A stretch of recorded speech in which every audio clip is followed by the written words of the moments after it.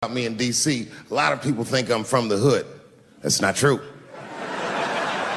But I never bothered to correct anybody because I wanted the streets to embrace me. As a matter of fact, I kept it up as a ruse. Like sometimes I'll hang out with rappers like Nas and them, and these motherfuckers will start talking about the projects. Yo, it was wild in the PJs, yo. And I'll be like, word, nigga, word. But I don't know. I have no idea. My parents did just well enough so that I could grow up poor around white people.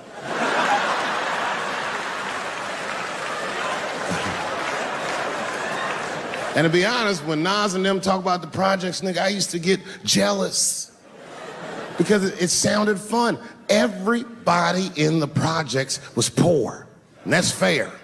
But if you were poor in Silver Spring, nigga, it felt like it was only happening to you. I know the pain of that first sleepover at a white friend's house. And you come back home on Sunday and just look at your parents like, y'all need to step your game up. Everything at Timmy's house works. Remember the first time you saw that? In a cold winter, and you'd be at a white friend's house and see the motherfuckers in their living room without their coats on?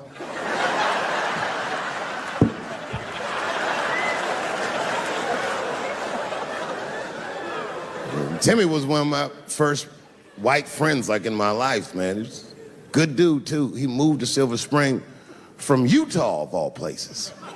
I guess his family was affiliated with that Mormon church they got down there, and me and him used to hang out. And one day I was at his house, we were just hanging out, and Timmy says, Dave, why don't you stay for dinner tonight? I said, oh, man, I'd love to, but I can't. If I'm not home before dark, my mother will kill me. That was a lie. My mother had several jobs. I hadn't seen her in like 3 or 4 days. At that point in my life, it was my experience that white dinner wasn't delicious.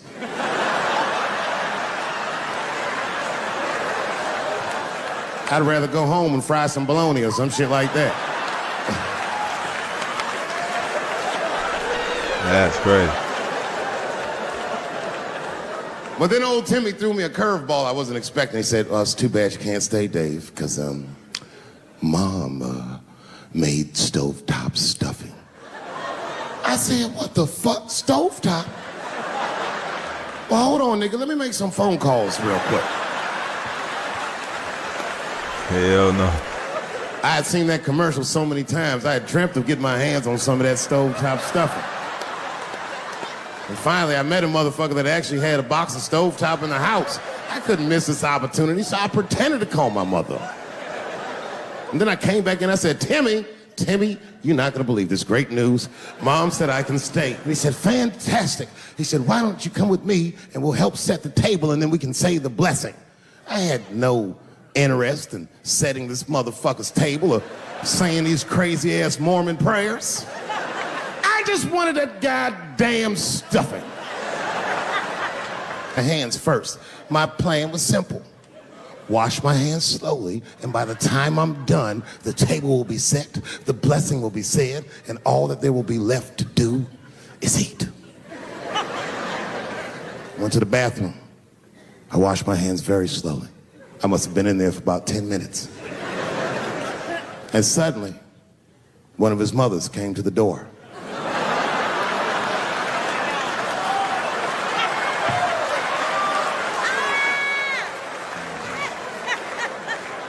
She was like, hi, David, right? I said, yes, ma'am. She said, Timmy tells me that you're planning on staying for dinner. I said, I hope that's not a problem, ma'am. She says, no, it's no problem. In fact, we'd love to have you. It's just that we weren't expecting company. And I'm afraid there's not enough stovetop stuffing for everybody.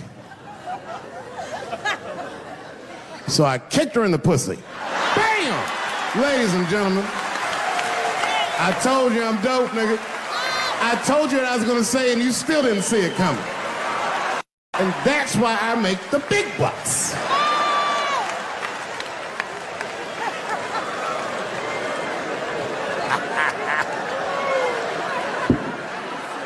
Oh my God. But there's a more important reason that I would stop doing comedy right now. And this reason is the real reason that's been percolating, and it really is the crowd, not you. I'm talking about the crowd on the big stage. It's too hard to entertain a country whose ears are so brittle. Motherfuckers are so sensitive, the whole country is turned into bitch-ass niggas.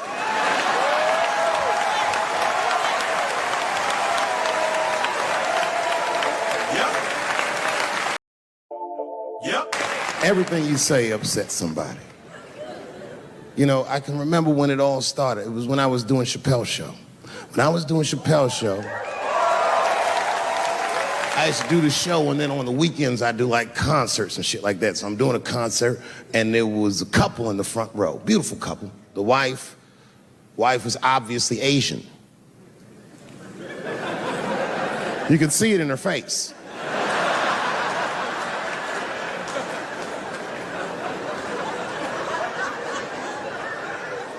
The husband, this motherfucker was mysterious, to say the least. Couldn't quite pinpoint where he was from. Caramel-colored fella, very nice hair, but he could have been from anywhere. Bangladesh, Mexico. I can't guess with a nigga like this. All I knew for sure about this guy is that his wife was a bitch. I could see that in her face, too.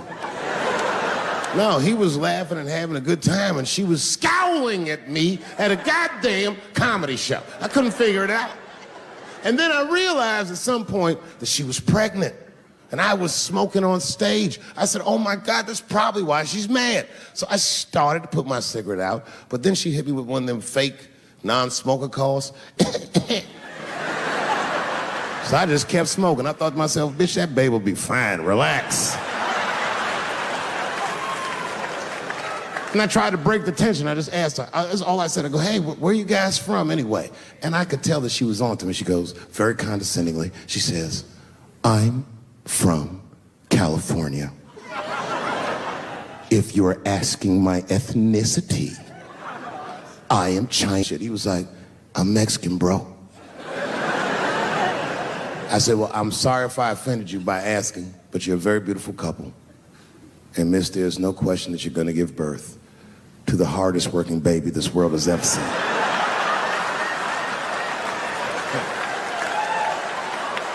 That's not a bad joke. She got very upset. She got up to leave immediately, but she didn't just leave. She had to take one last dig at me on the way out. I will never buy one of your fucking DVDs again, Dave Chappelle. I said, ma'am, with all due respect, Chinese people don't buy DVDs.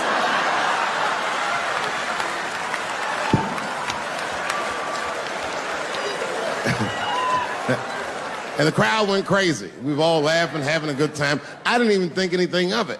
And then just 3 days later, this lady sends a fucking letter to my promoter telling him not to book me for shows anymore because I was, quote, racist, and I'm quoting her, insensitive to the nature of my interracial marriage. I was like, oh, word, bitch, I was.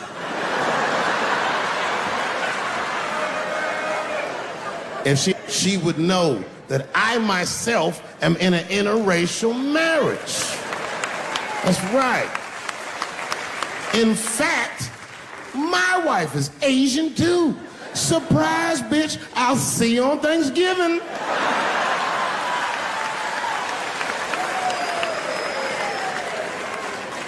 But my wife's not Chinese.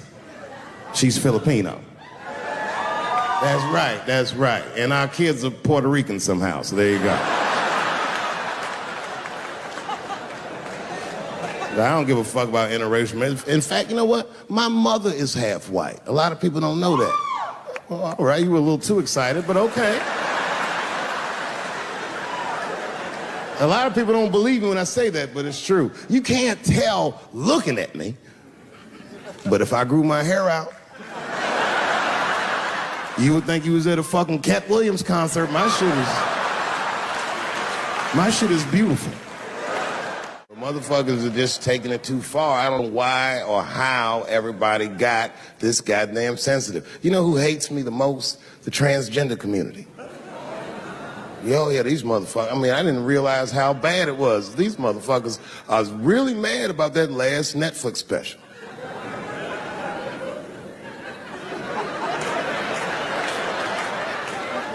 It's tough, man. I don't know what to do about it because I like them. I always have. Never had a problem with them. You know, just fucking around. As a matter of fact, I think I make fun of everybody. And, I mean, as a group of people, they have to admit, it's kind of fucking hilarious, man. I'm sorry, bro. It's like, I've never seen somebody in such a hilarious predicament not have a sense of humor about it. They're born feeling like there's something other than they're born as, and that's kind of funny, you know? I mean, it's funny if it's not happening to you. It's like that white black bitch that's in the news all the time. Rachel Dolezal. She's a white woman, but then she dressed up like a nigga and shot her way up to the very top of blackness. And I always wanted to meet her just so I could understand. I just wanted to like have dinner with her so I could just look in her eyes and call her a nigger to her face. The fuck is that bitch talking about? I identify black. That is trans talk, lady. Stop biting. Stop biting. There's a big difference between her and a trans. The difference between her and a trans is I believe transgenders. I don't understand them either, but I know they mean what they say. Them niggas cut their dicks off. That's all the proof I need. I've never seen somebody just throw their dick away. Don't need it.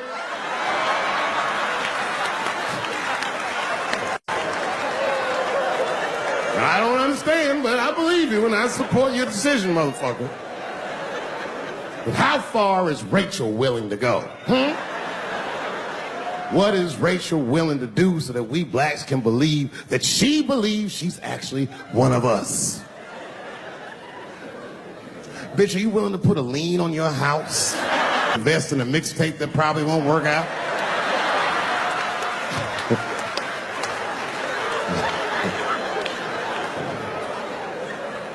She didn't even change her name. Didn't even change her name. Her name is Rachel. I can't believe in that name. If you want my support, you're gonna have to change your name to the blackest shit I've ever heard. Bitch, you're gonna have to change your name to Draymond Green. I don't know a blacker name than that. That shit is black on paper. If you type Draymond Green into Airbnb, that shit will log off automatically.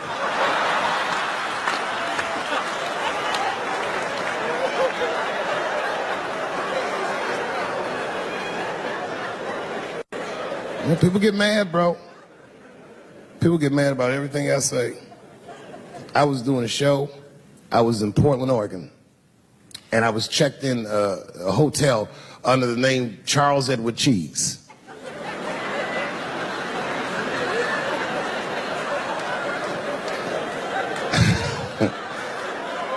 I came back and there was a note. It was like a letter on my desk. It was addressed to Mr. Cheese. So obviously I'm going to assume that whoever wrote this letter must be an intimate friend of mine. This is not some kind of name that a person would just guess. But then I opened the letter and it turns out I don't know this person at all.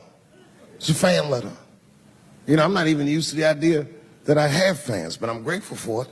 And even though I'm grateful for fans, I don't read those letters.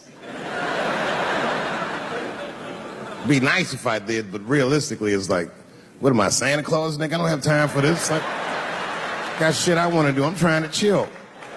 Read all these dreams and wishes from strangers. But I read it. I'd already opened it. So I just read the whole letter. And you know what, man? Whoever wrote this letter truly loves me.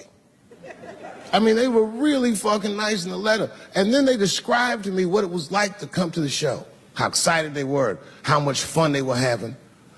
And then they said that when I got to my jokes about transgenders, that they were, quote, devastated.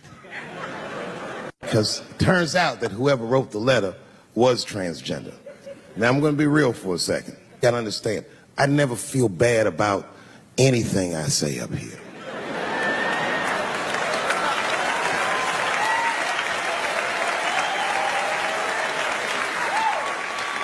And I would never admit this to you if I hadn't locked your phones up. But it was the weirdest thing. Like, when I read this letter, this shit made me feel bad. I didn't feel bad about what I said, you understand? I felt bad that I made somebody else feel bad. To be honest, I don't even know what I said that upset that person. I have so many transgender jokes.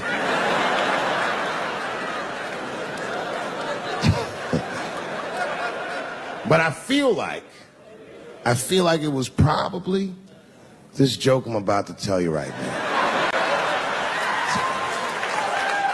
And it's not even that bad of a joke. It's a true joke. I mean, it's not true, but I had read in the paper that Caitlyn Jenner was contemplating posing nude in an upcoming issue of Sports Illustrated.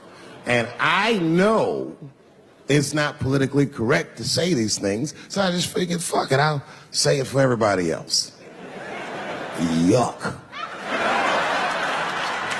Oh, sometimes I just want to read some stats. I don't know why you're going to cram some man pussy in the middle of the sports page like this.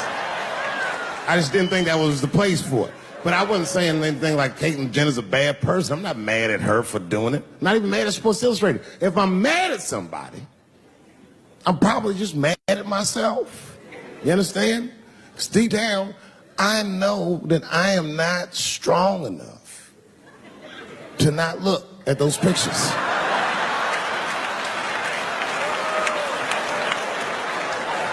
And I don't think I'm ready to see what she's trying to show me. So Caitlyn, goddamn, if you go through with this thing, bitch, you better go hard or go home. I want you to go all the way. Hustler style. Do you know what hustler style means, miss? That means spread the lips.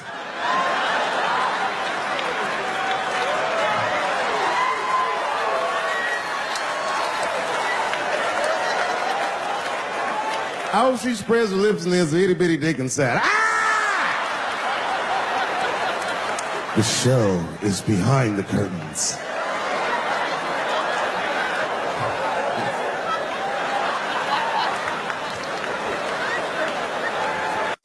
What I said that upset that person.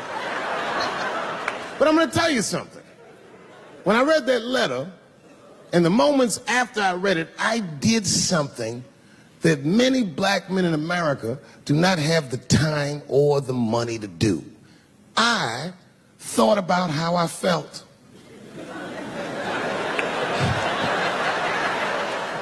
I asked myself a very basic question that I don't think I ever directly contemplated. I said, man, Dave, if you're writing all these jokes, do you have a problem with transgender people?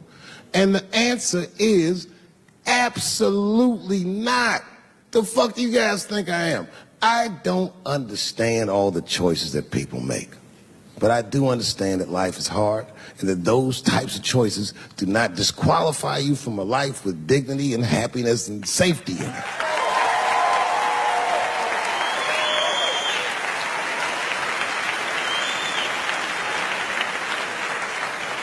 But if I'm honest,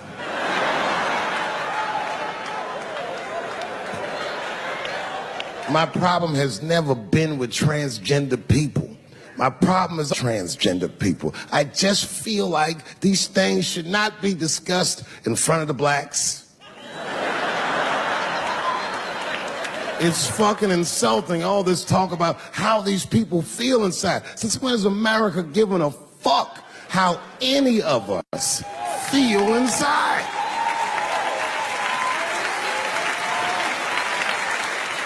And I cannot shake this awful suspicion that the only reason everybody is talking about transgenders is because white men want to do it. That's right. I just said that. If it was just women that felt that way, or black dudes and Mexican dudes being like, hey, y'all, we feel like girls inside, they'd be like, shut up, nigger. No one asked you how you felt. Come on, everybody, we have strawberries to pick. It reeks of white privilege. You never asked yourself why it was easier for Bruce Jenner to change his gender than it was for Cassius Clay to change his fucking name?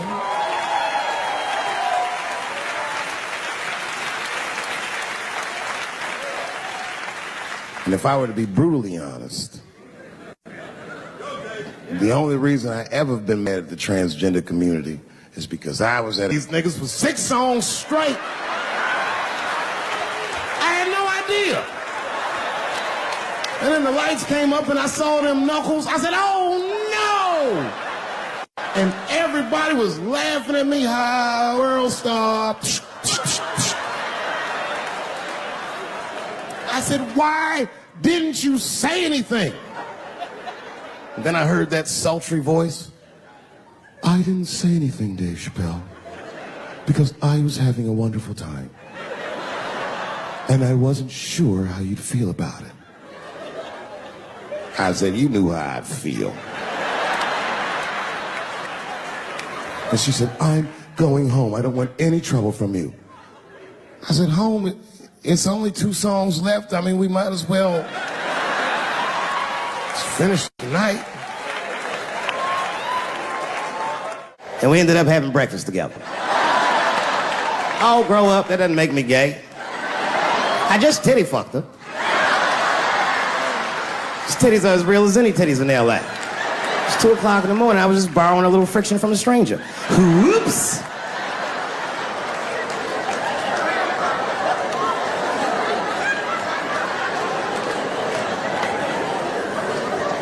It's the madness of youth. It's the types of mistakes that a man makes when he's young. I wouldn't even know that it's necessarily a mistake. It was a wild night out.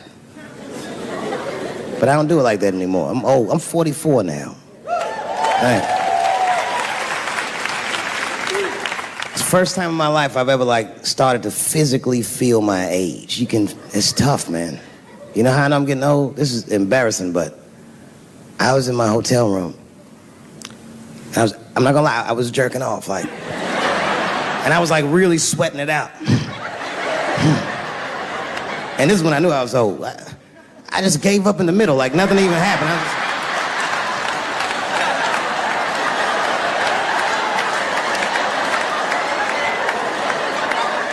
I don't like looking at my dick anymore. My dick looks distinguished. It's old, an old looking dick. It's got salt and pepper hair all around it. My dick looks like Morgan Freeman in the 90s. Without the dots. My dick narrates. Dave pulled me out and started jerking me around and jerking me around. But not with the same vigor as when he was young. He and I both knew nothing was coming out.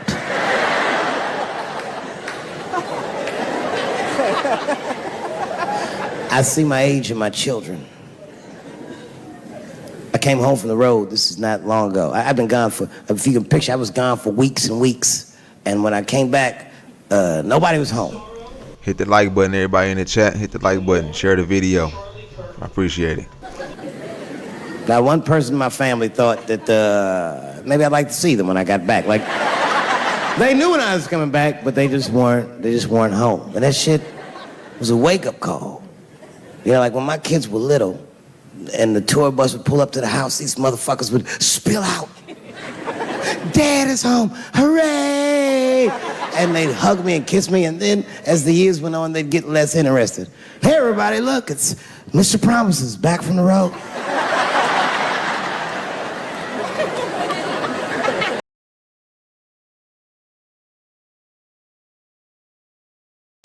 But empty house, that's some cold shit. Hit the like button, chat. If y'all liking the video, hit the like button. Leave a comment down in the comment section. And I went into my oldest son's room. I was like, hello, hello. He was gone. And I'd never done this to him before, but for some reason I just did it. I just looked through his shit. Just to see who this motherfucker was becoming. And I found these notebooks and I started going through the notebooks and there was all this wonderful poetry in them. Written in his handwriting. I didn't even know this nigga wrote poems. And then I looked through his drawers and I opened up his middle drawer and I found this rolling paper. And I looked down at them papers like, oh, that's where that poetry's coming from.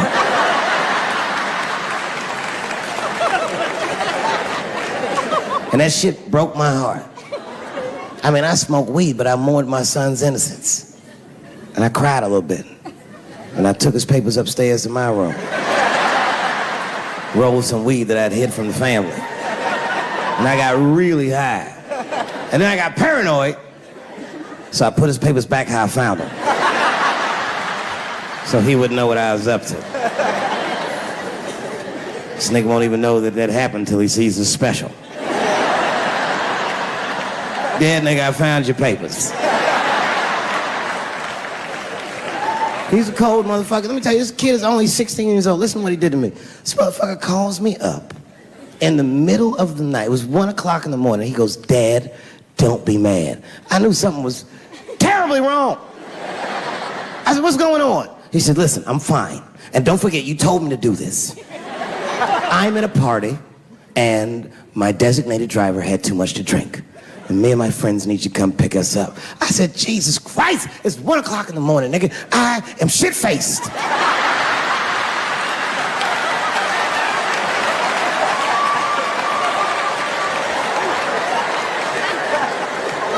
But I figured, fuck, it's better me than some kid.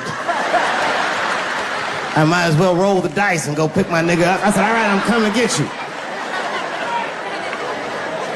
Just give me the address and I'll be right there. And then he gave me the address and I was shocked. I said, son, you are not gonna believe this, but I'm at the same party, nigga.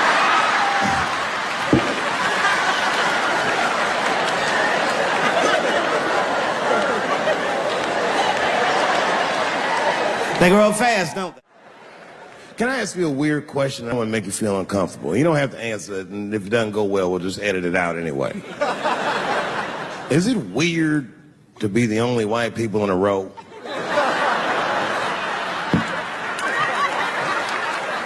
Is it weird? I mean, you can be honest. Does it feel strange? Are you worried at all? Give me your money, motherfucker. I'm just fucking around.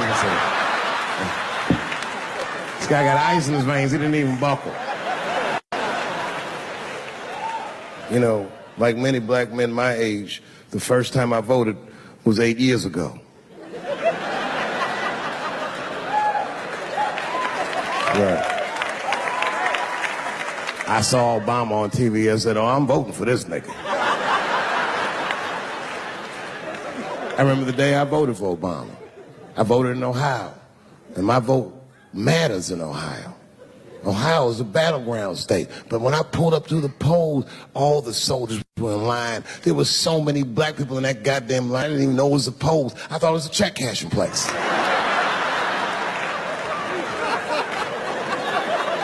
And we were hugging each other, and old people were singing hymns and spirituals. Day verdict times 10 or some shit. I've never seen black people that happy.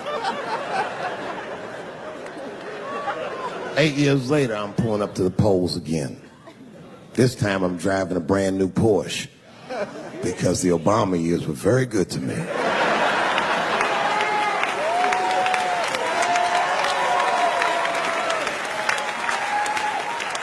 I was early voting, and when I parked my car, I figured out something that it would take the rest of the country another week to figure out. I understood that Donald Trump was going to be our next president because in Ohio, unlike D.C., you could see the results in the parking lot. Saw these goddamn pickup trucks and tractors and shit.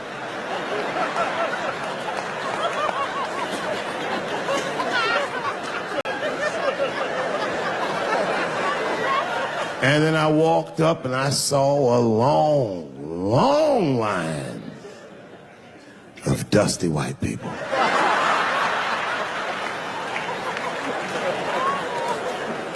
Yes, ladies and gentlemen, these were the poor whites. And I must tell you, I've never had a problem with white people ever in my life. But full disclosure, we've gotten a lot of trouble out of them. And I've never seen so many of them up close. I looked them right in their coal-smeared faces. And to my surprise, you know what I didn't see? I didn't see one deplorable face in that group. I saw some angry faces and some determined faces, but they felt like decent folk. No, they did. In fact, I'm not even lying, and I didn't sound fucked up, but I felt sorry for them. I know the game now. I know that rich white people call poor white people trash. And the only reason I know that is because I made so much money last year, the rich whites told me they say it at a cocktail party.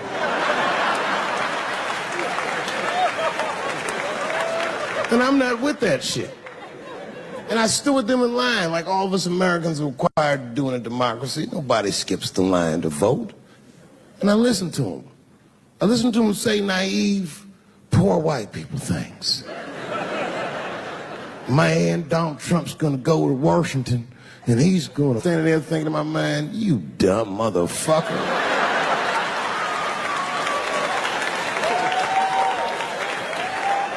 You are poor.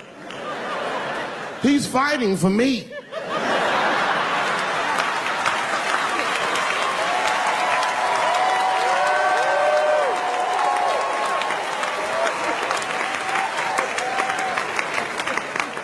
And they all looked at me. They could tell who I was voting for just as easily as I could tell who they were voting for.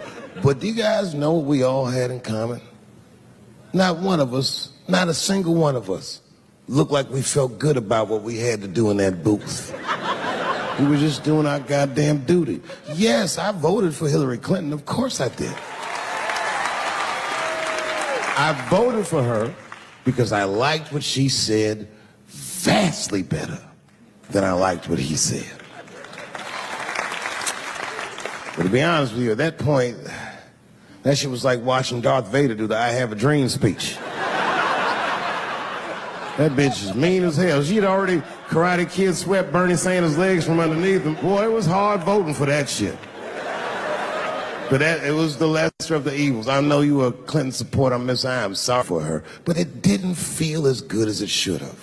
She was gonna be our first woman president. They were gonna make coins out of this bitch.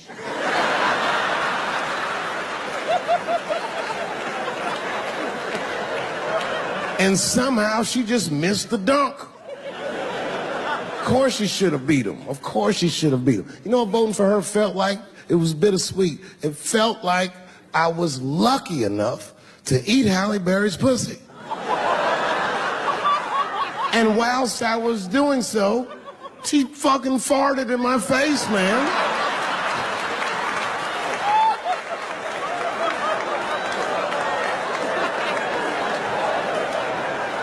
Now you understand, I'd still do it. But boy, I wish she didn't fart in this great nation's face. I voted that day, and then that same day I flew to New York City. I had work. That night I was in a comedy club in New York, and I said to an audience almost exactly what I just said to you. And I didn't know that there was a journalist in the room. And this journalist wrote an article. The headline of the article said, Dave Chappelle is an avid. Yeah. I had no idea the paper said that. And you know how I found out? My wife called me from Ohio the next morning in a goddamn panic. David, what the fuck is going on in New York? I said, I'm being good, but what have you heard?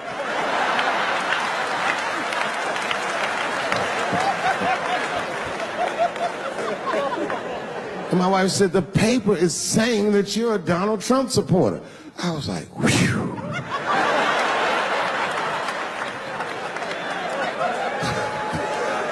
I said, don't worry about that shit, baby.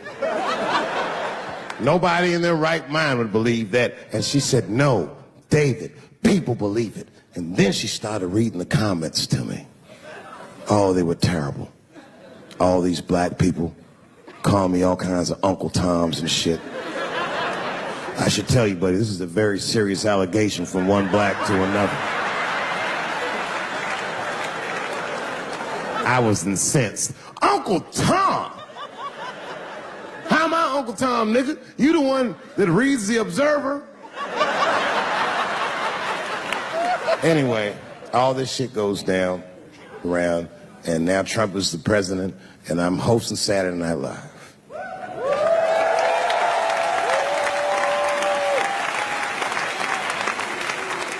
And I didn't really prepare my monologue. I just kind of winged it. And at the end of the monologue, I don't even remember what I said. I said something like, fuck it, we're historically disenfranchised, and we're gonna give him something about we're gonna give him a chance if he gives us a chance. I don't know what I said, but whatever I said, I really wish I didn't say that shit. It was not worth the trouble. Now I walk into the barber shop and all them black people just be looking at me like, yo, Dave, what's up with your boy? Yo, nigga, yo! Not my boy. Because I don't care if you're a Republican or Democrat, if you support him or not, any objective person is going to have to admit that this motherfucker is having a terrible go of it. It really is. We've had presidents before that have done bad jobs, but this shit is worse than a bad job. It's scary to watch. Holy shit, it's like seeing a crack pipe in your Uber driver's passengers. The fuck is wrong with this guy? Yo, he is lunching, nigga. I watched Donald Trump in a press conference, and this motherfucker had all the media gathered, and this nigga literally asked the media to their face to stop finding shit out. I was like, yo, this motherfucker is bugging. And then, I'm not even making this up, his lips started sweating. His lips. Have you ever seen a motherfucker's lip sweat? What the fuck is wrong with this nigga's lips? It's like if you're on a plane, right? You ever been on a plane? I get scared to fly. I do it all the time. I be scared on there. And sometimes the plane will hit turbulence. And then I get nervous. But I always look at the flight attendant, and she looks calm, and it makes me feel calm. But if that bitch's lips were sweating, it's terrifying. Like, yo, nigga, why are your lips sweating? What do you know? And then, I'm not even making this shit up. This motherfucker grabbed the podium. He goes, you don't know how scary the things I read in my briefings are. What's that, bro? That's bad leadership. Even as a parent, you think I'm gonna sit my kids down? Hey, little man, come here real quick. I was gonna holler at you for a second. Yo, I'm 3 months behind on the rent, nigga, and I am worried. Very worried. Go to school and have a productive day, nigga. I was just thinking out loud, getting some shit off my chest. I'm like, what the fuck are you doing, bro? This is bad, man. Jesus Christ. All this motherfucker's ideas sound like high people ideas. Like, he doesn't think these things through before he tells us. He just tells us what he's thinking as soon as it occurs to him. This shit sounds nuts. I'm gonna go to China, and I'm gonna get those jobs from China and bring them back here to America. For what, nigga? So iPhones can be $9,000? Leave that job in China where it belongs. None of us want to work that hard. What the fuck is he thinking? Because I don't want to make them shits. What the fuck are you doing? Stop trying to give us Chinese jobs. I am going to bring back coal. Coal? I'm not even exaggerating. I have never in my life even seen a fucking lump of coal. I honestly don't even know what coal is for. If you're gonna have motherfuckers digging around in the dirt looking for shit, find me some truffles, nigga. That's what I'm about. And these truffle prices are getting out of control. If it gets any worse, I'm gonna be back down to regular butter like everybody else. Terrible, terrible job. This motherfucker hit North Korea with rap battle threats. Fire and fury, like, yo! Yo, what are you doing?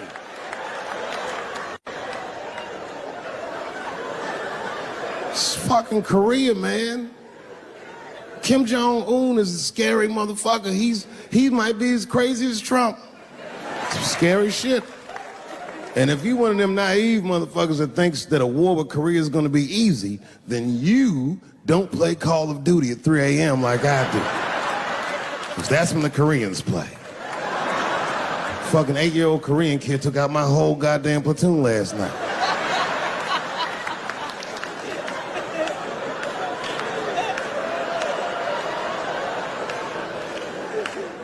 I've never seen somebody in the office so high with the most just basic fucking solutions. Like, you know, we should not let any more Muslims in the country till we can figure out what's going on. Did he just say, figure out what's going on? Who doesn't know how to do basic math? Let's count it out, okay? There's been 17 mass shootings in the United States. 4 of them were done by Muslims. None of those 4 Muslims were from any of the 7 countries in your stupid ass original band.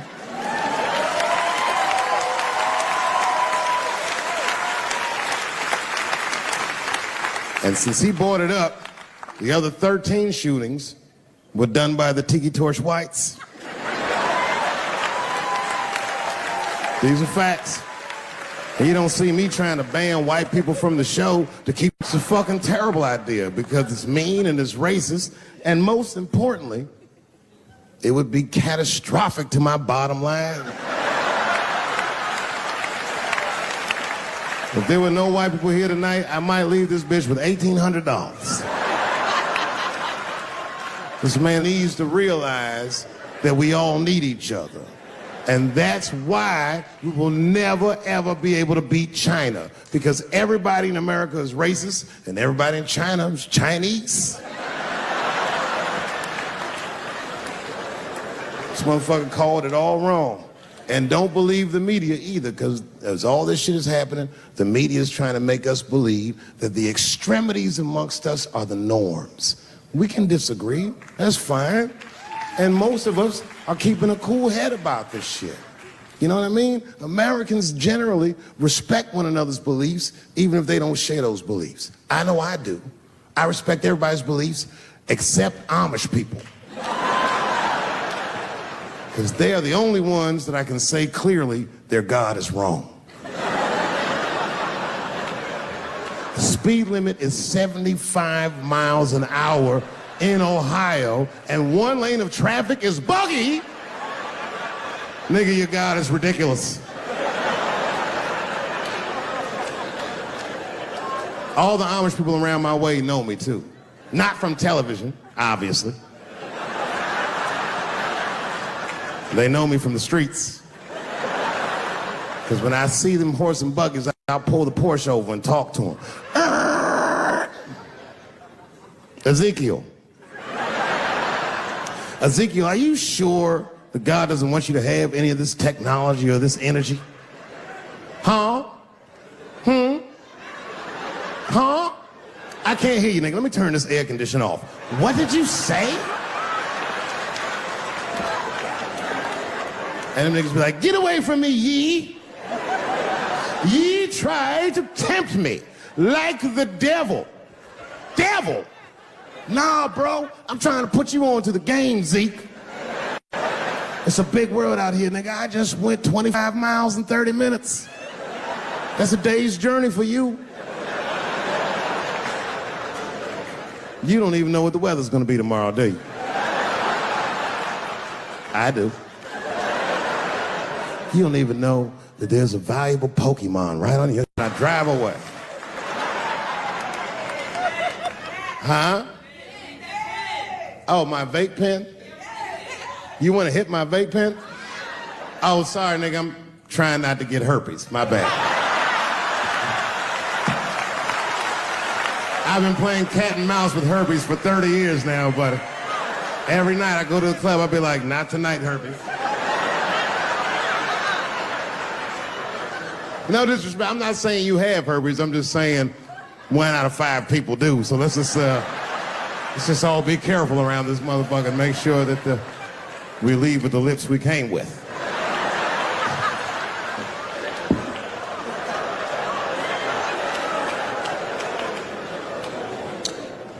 Sometimes I think that the media is hard on Trump.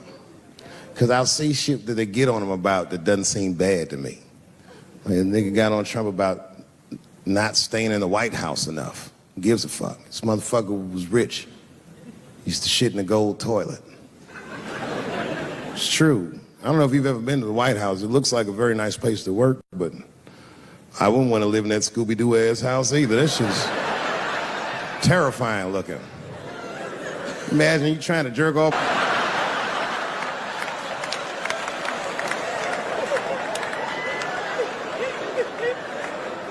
Shit, Bush didn't stay there either. He was rich too. He was like, fuck that, I'm going to my ranch in Texas. Obama was the first motherfucker to move into the White House like, this is a nice place. Look at this rug.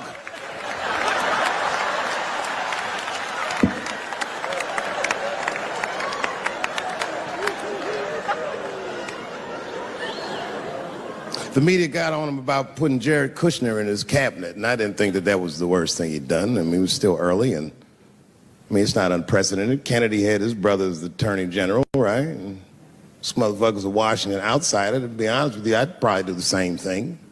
As a matter of fact, I do. You think I go to a Hollywood meeting with all them white folks by myself? I bring my nigga Mac Mittens from the streets. I don't even know his real name. Everybody just calls him Mac Mittens. But I know he's not qualified to even listen to these meetings, but this motherfucker just makes me feel good. And all the white people look at me like, Dave, do you mind asking your friend Mac Mittens to excuse us so that we can talk business? And I say, fuck that. Anything you say, he listened to the whole meeting. And when they done talking, I just look over at Mac Mittens, and if he gives me the signal, meow, meow, I'll sign the papers. It's a gut check. Or how about this one? Remember when it was the day after the election and the president of Taiwan called Donald Trump to congratulate him? And Donald Trump, you know, of course, took the call and talked to the president of Taiwan. Problem with that was Taiwan doesn't have a president. The United States functions on what they call a one China policy, and Taiwan is a renegade province of said China.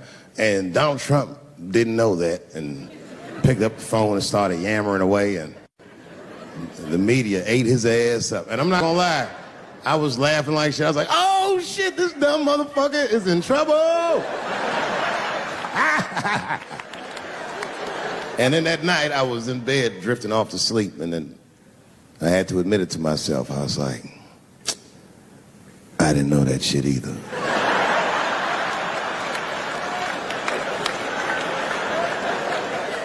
And then I realized the media got the story wrong. The story wasn't that Donald Trump took the call. Nobody told Donald Trump not to take the call. That's terrifying. God damn, nigga, you don't have a Mac Mittens on your team? It wasn't like they were calling the White House. They were calling the switchboard at Trump Towers, and they were getting through. Anybody. Mr. President, there's a Ricky Ticky Tabby on the phone for you? Yes, put him through. Hello, Ricky Ticky. Good to talk to you.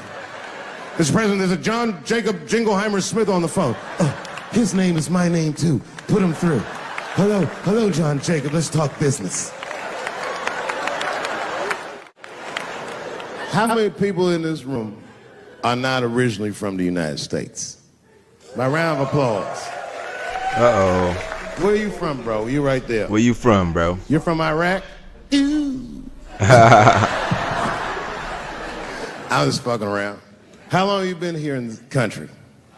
23 years. 23 years? Are you a citizen yet? God you are? damn. Congratulations, nigga. Congratulations. Well, welcome to this great land. Nigga said, congratulations, nigga. You know, I'm gonna give you a history lesson, because I'm sure this wasn't on your entry exam. But every naturalized American has heard something about what I'm about to tell you.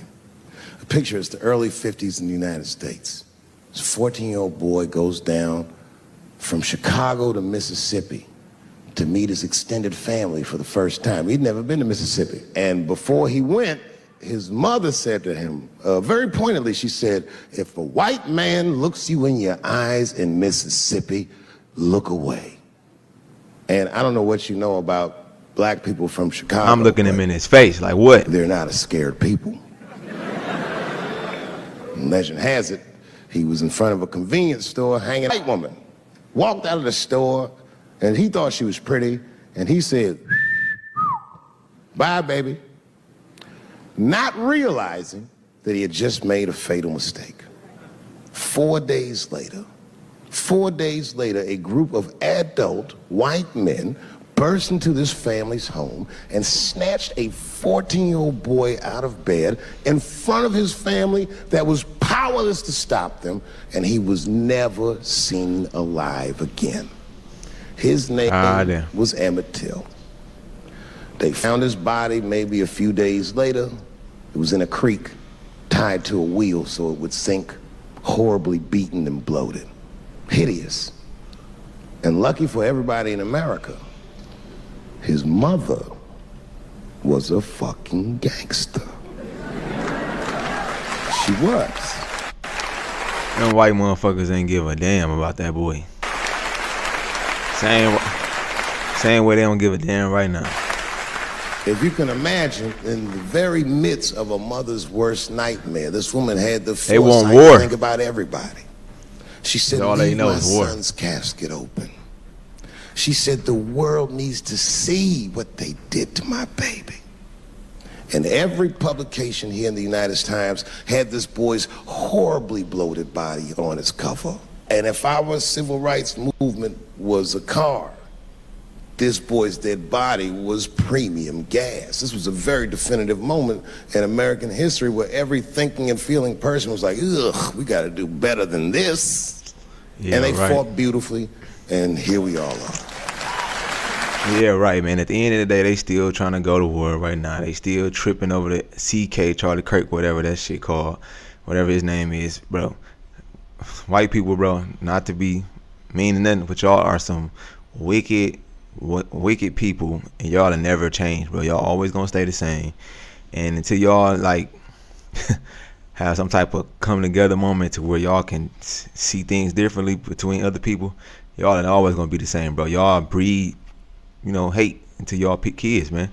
Like, y'all teach them this shit. Like, y'all don't try to teach them nothing different, bro. Y'all teach them this, and y'all just keep it repetitive. We see it with y'all act like we beefing with y'all when Charlie Kirk got popped by a white guy. You know what I mean? Y'all in-house beefing, but y'all acting like black people did it, man. Y'all need to do better, man. Until next time, man, it's the Modern Man Experience. Shout out to Dave Chappelle. I'm out of here. Peace, man. Y'all like, comment, subscribe to the channel, man. I'll be back with another Dave Chappelle video later on today. I'm out. Gotta end this live stream, man. Gotta go.